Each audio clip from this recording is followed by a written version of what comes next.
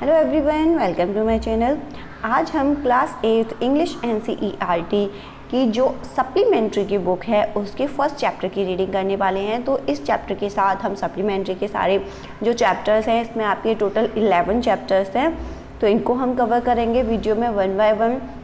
ये जो सप्लीमेंट्री होती है बच्चों, बड़ा ही इंटरेस्टिंग होती है। इसमें स्टोरीज़ होती हैं जो काफ़ी इंटरेस्टिंग स्टोरीज़ होती हैं। जितनी भी आप स्टोरीज़ को पढ़ोगे, सारी स्टोरीज़ बहुत मज़ेदार होती हैं, इनको पढ़ने में बहुत ही मज़ा आता है। तो आपके साथ साथ मुझे भी बहुत ही मज़ा आने वाला है आपको ये स्टोरी समझाने के लिए। तो चलिए स्टार्ट करते हैं फर्स्ट चैप्टर के साथ। Okay, how the camel got his hump, यानी कि जो कैमल है, जो ऊँट है, उसका जो कुबड़, हम्प मीन्स उसके बैक पे जो कुबड़ होता है ना, निकला हुआ होता है ऊपर की साइड, वो उसको कैसे मिला। इस चैप्टर में हम एक इंटरेस्टिंग स्टोरी के साथ ये चीज़ जानेंगे। The world had just begun, यानी कि जो संसार है उसकी अभी शुरुआत हुई है, वो अभी शुरू हुआ है। And the animals were working for humans, और जो एनिमल्स होते हैं यानी कि जो जानवर होते हैं वो किसके लिए वर्क करते हैं? ह्यूमंस के लिए, इंसानों के लिए। There was one lazy animal that did nothing, यानी कि यहाँ पे एक ऐसा लेजी एनिमल था, यानी कि आलसी जानवर था जो कि कुछ भी नहीं करता था। एंड सेड नथिंग बट हम्फ, वो कुछ भी नहीं कहता था, केवल हम्फ के, वो केवल क्या कहता था? वो ओनली हम्फ कहता था, उसके अलावा और कुछ भी नहीं बोलता था। Even the clever djinn was at his wits end, यहाँ तक कि उसको समझाते समझाते एक जो चालाक जिन था वो भी, उसका दिमाग भी कैसा हो गया था? वो भी एंड हो गया था, विट्स एंड, यानी कि उसके जो बुद्धि थी वो भी एंड हो गया था। उसको भी समझ नहीं आ रहा था कि आखिर इस लेजी एनिमल को किस तरीके से समझाया जाए। तो ये हमने ब्रीफ में देखा, अभी हम पॉइंट वाइज देखा था हमने, अभी हम चैप्टर की स्टोरी स्टार्ट कर देंगे। In the beginning when the world was new, यानी कि जब शुरुआत में संसार बिल्कुल नया था। And the animals were just beginning to work for man, और जानवरों ने इंसानों के लिए काम करना शुरू किया था।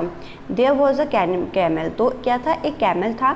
And he lived in the middle of a howling desert, वो कहाँ रहता था? हॉलिंग डेजर्ट के बीच में रहता था। Because he did not want to work, क्यों? क्योंकि वो कुछ भी काम करना नहीं चाहता था। He ate sticks and thorns and prickles, and when anybody spoke to him he said humph, वो क्या करता था? वो क्या चीज़ें खाता था? he ate, यानी कि वो स्टिक्स को, थॉर्न्स को, यानी कि जो कांटे वगैरह होते हैं, डंडियाँ होती हैं, उन चीज़ों को खाया करता था। और जब कोई उससे बात करने की कोशिश करता था तो वो हम्फ के अलावा कुछ भी नहीं कहता था, just humph and no more, केवल हम्फ और कुछ भी नहीं बोलता था। Presently the horse came to him and on Monday morning, अब मंडे मॉर्निंग को क्या हुआ? एक हॉर्स उसके पास आया with a saddle on his back and said, उसके बैक पे एक सैडल था और बोला, camel O camel come out and trot like the rest of us, कि अरे कैमल बाहर आओ और हमारी तरह काम करो। Humph said the camel, humph, camel ने क्या बोला? हम्फ बोला, क्योंकि हमने स्टार्टिंग में पढ़ा कि वो हम्फ के अलावा और कुछ भी नहीं कहता था। And the horse went away and told the man, अब वो जो हॉर्स था वो वापस चला गया और उसने आदमी को बताया कि उसने तो केवल हम्फ कहा और कुछ भी नहीं सुना और कुछ बोला ही नहीं। Presently the dog came to him, अब उसके बाद क्या हुआ? जल्दी ही एक डॉग आया उसके पास, कैमल के पास, with the stick in his mouth, अपने माउथ में एक स्टिक को लिए, एंड सैड, और उसने बोला, अब हमने जो ऊपर जिन की स्पेलिंग देखी थी ना, DJINN, इसको भी समझ लेते हैं। तो इसको प्रोनाउंस्ड क्या करते हैं हम? इसको जिन प्रोनाउंस्ड करते हैं। एंड वेरियसली स्पेल्ड एज, और कहीं कहीं बहुत सारी जगहों पे अलग तरीके से लिखा जाता है, कहीं पे जेनी, जैनी, जिनी, इस तरीके से इसकी स्पेलिंग्स होती हैं। Okay, a spirit that has strange power, djinn कौन होता है? हमारे माइंड में अपने आप ही एक बन जाती है ना इमेज की, जिन वो होता है जिसके पास बहुत सारी पावर होती है और वो क्या करता है? वो सारे काम को कर लेता है। And can assume any from human and animal, और वो किसी को भी, कोई भी आदमी हो, कोई भी जानवर हो, सबको वो क्या करता है? अपनी तरफ आकर्षित करता है और सबसे अपना काम करवाता है और लोगों के लिए भी काम करता है। हमने बहुत सारी ऐसी स्टोरी सुनी है कि जिनने हमारी ये विश पूरी की, ये विश पूरी की, इस तरीके से। ओके, अब जो डॉग उसके पास आया, camel O camel come and fetch and carry like the rest of us, कि आओ और हम सब की तरह काम करो, और कुछ जैसे कि बाकी के जानवर ना कुछ सामान वगैरह लगेज भी कैरी करके लाते हैं, कि हम तो सब की तरह इस तरीके से वर्क करो। तो हम सेड द कैमल, कैमल ने फिर से उसको क्या बोला, ओनली हम बोला, and the dog went away and told the man. अब वो जो डॉग था वो वापस चला गया और उसने आदमी को बताया। Presently the ox came to him, और जब डॉग चला गया तो उसके बाद जल्दी ही कौन आया उसके पास, एक ऑक्स आया। With the yoke on his neck, उसकी नेक पे क्या था, एक यॉक था। एंड सैड कैमल, और कैमल बोला camel, O camel come and plough like the rest of us, आओ और हमारी तरह प्लो करो। प्लो हम बोलते हैं जब खेत वगैरह किसी को जोता जाता है ना, तो उसकी तरह उसने बोला कि आओ और हम सब की तरह काम करो, बाहर खेत में आके जुताई करो। तो हम सेड द कैमल, कैमल ने फिर से बोला हम, and the ox went away and told the man. अब वो जो ऑक्स था वो भी वहाँ से चला गया और उसने आदमी को बताया। At the end of the day the man called the horse and the dog and the ox together and said 303। अब जो आदमी था जिसने उन सबको भेजा था कैमल के पास उसको बोलने के लिए कि आ जाओ हमारी तरह काम करो, उसने उन तीनों को बोला, किस किस तीनों को, O3 ये किसको बोल रहे हैं, हॉर्स, डॉग एंड ऑक्स को। I am very sorry for you, मुझे तुम सभी के लिए काफ़ी सॉरी फील हो रहा है, मैं तुमसे माफ़ी मांगना चाहता हूँ। But that humph thing in the desert can't work, लेकिन वो जो डेजर्ट में जो हम्प वाली थिंग है ना वो काम नहीं कर सकती। और he would have been here by now, so I am going to leave him alone and you must work double time to make up for it. तो उसने बोला कि अब मैं उसके बारे में बिल्कुल ही छोड़ रहा हूँ, सब कुछ उसके बारे में सोचना और उसके बारे में उसके पास तुमको भेजना किसी को भी मैं बिल्कुल छोड़ रहा हूँ, लेकिन अब तुमको क्या करना पड़ेगा, यू मस्ट वर्क डबल, अब तुमको उसका मेकअप करने के लिए, उसका मेकओवर करने के लिए वर्क का तुमको दुगना काम करना पड़ेगा। That made the three very angry, अब ये चीज़ कि उन लोगों को उसके चक्कर में दुगना काम करना पड़ेगा, डबल वर्क करना पड़ेगा, इस चीज़ को सुन के उन तीनों को बहुत गुस्सा आया। And they held a panchayat on the edge of the desert, और उन्होंने क्या की, डेजर्ट के पंचायत रखी, यानी कि उस रेगिस्तान में ही एक पंचायत रखी गई। And the camel came chewing cud and laughed at them, और वहाँ पे फिर क्या हुआ, जब पंचायत रखी गई तो वहाँ कैमल आया और कुछ चबाता हुआ अपने माउथ में और वो हंसने लगा।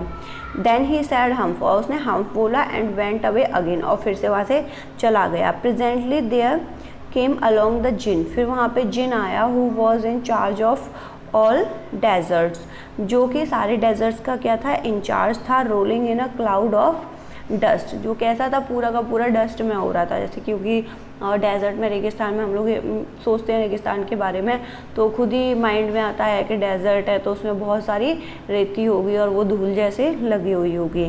तो इट्स सो हैपेंड, ये आपकी बुक है सप्लीमेंट्री की, इट्स सो हैपेंड के नाम से। ओके,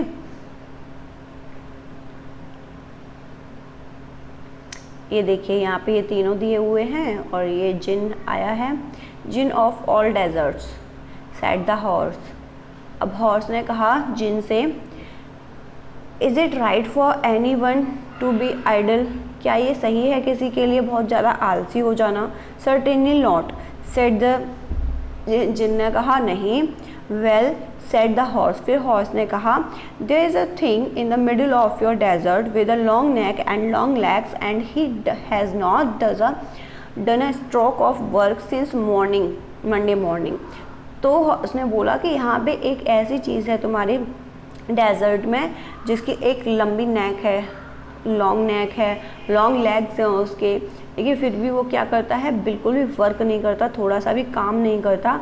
मंडे मॉर्निंग से उसने कोई काम नहीं किया। ही वॉन्ट ट्रॉट, यानी कि ये चलकर अपना काम नहीं करता। ही वॉन्ट ट्रॉट, ट्रॉट का मीन्स होता है थोड़ा सा भी चलना या धीरे धीरे दौड़ना, मतलब कुछ वर्क करने के लिए बिल्कुल भी खिसकता नहीं है, वो बिल्कुल आलस में पड़ा रहता है।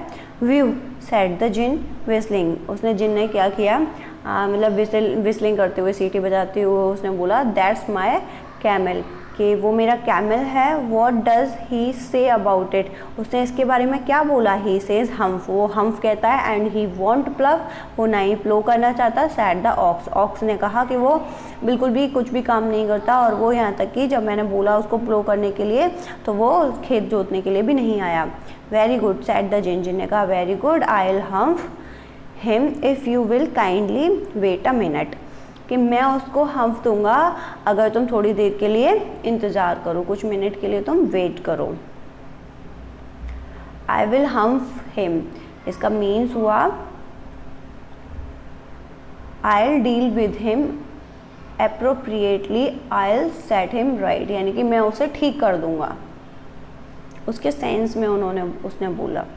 अब है सेकंड पैरा स्टार्ट होता है। The djinn remonstrated with the camel who said humph.